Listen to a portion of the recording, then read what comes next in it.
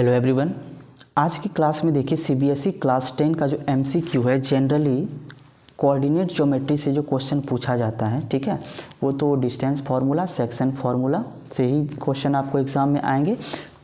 एक आध क्वेश्चन आपको अगर मिड पॉइंट से पूछा जाए तो वो भी सेक्शन फार्मूला के अंतर्गत ही है।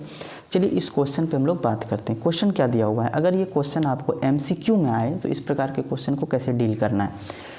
If the vertices of a parallelogram PQRS taken in order are P3 4 Q minus 2 3 and R minus 3 minus 2, then the coordinates of its fourth vertex SR। सबसे पहले हम एक पैरेललोग्राम ड्रॉ कर लेते हैं। ओके, तो ये रहा PQRS और हम इसके कोऑर्डिनेट को भी लिख लेते हैं। P है आपका 3 4, Q है आपके पास -2 और 3, R है आपके पास -3 और -2 और S पता नहीं तो इसको X और Y हम लोग कंसीडर कर लेते हैं।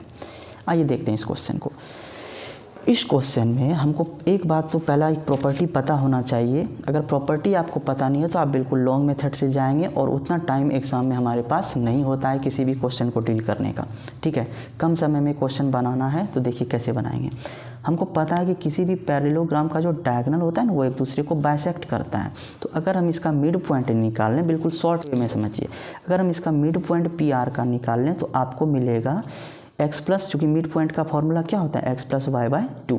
तो यहाँ से हम चलते हैं, अगर हम इसका मिड पॉइंट निकालते हैं तो 3 - 3 बाय 2 वो x कोऑर्डिनेट होगा और यहाँ से 4, ठीक है, -2 बाय 2। तो यहाँ से वैल्यू हो गया 0 बाय 2 और यहाँ से वैल्यू हो गया 2 बाय 2, यानी कि आपका हो गया 1 और यहाँ हो गया आपका 0। ध्यान से समझिए, अगर हम S और Q इसका मिड पॉइंट निकालें तो वो हो जाएगा आपका x - 2 बाय 2।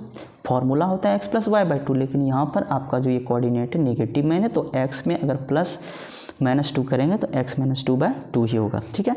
तो यहाँ से हमें मिला x कोऑर्डिनेट कितना, x - 2 बाय 2 और अगर हम y कोऑर्डिनेट करते हैं तो मिलता है y प्लस 3 बाय 2। अब हम क्या करेंगे ना, बारी बारी से कंपेयर कर लेते हैं। अगर हम बारी बारी से इसको कंपेयर करते हैं तो आपको वैल्यू मिलेगा x - 2 बाय 2 इक्वल टू, ध्यान से देखिए ये हो गया आपका 0।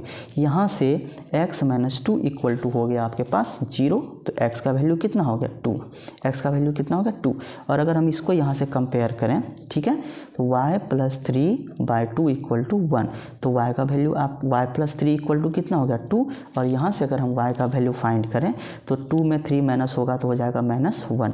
अब ध्यान से देखिए, हमारा जो फोर्थ वर्टेक्स है वो 2 और -1 होता है। यहाँ पर 2 - 1 कौन सा है, तो ये सी ऑप्शन है, तो आपका ये सी ऑप्शन सही होगा। तो नेक्स्ट वीडियो में ऐसे ही सवाल के साथ मिलेंगे। आप बिल्कुल प्रैक्टिस करके एग्जाम में जाएं ताकि आपका 1 मार्क का क्वेश्चन ना छूट पाए। Okay, thanks for watching this video.